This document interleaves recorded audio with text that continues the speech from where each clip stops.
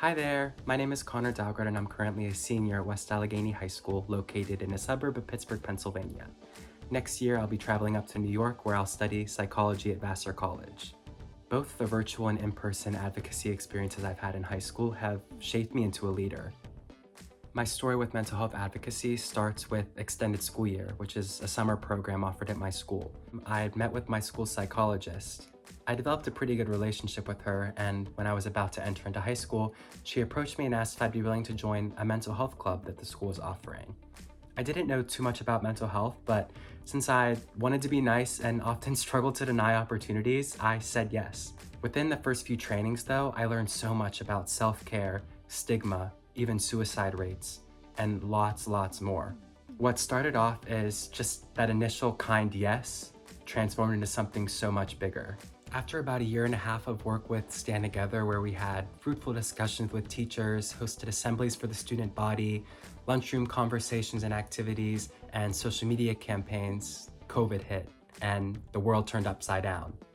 I didn't want to let that stop my advocacy though, so I found groups that I could work with remotely. This desire to stay involved led me to the PA Youth Advocacy Network, where I've been lucky enough to write internationally recognized news articles, host panel discussions with fellow students, speak at national conferences such as NamiCon, lead 25 other young people in our fellowship, and so much more. It's important to note though that throughout all of this, I've never been diagnosed with a mental health condition myself. Although I'm not part of the 1 in 4 that will suffer from a mental health condition in a given year, I do think I have a unique outside perspective that might get lost otherwise. It's so vital that we bring together diverse perspectives when talking about mental health advocacy, and I believe I bring a unique piece to that puzzle. I'm sure you're starting to be able to tell that mental health advocacy was becoming much less of a school activity and much more of a personal passion project. After spending hours in meetings each week, speaking with so many different people and advocating for these causes that I'm passionate about, it really all boiled down to one simple thing that I realized. Youth have so much power.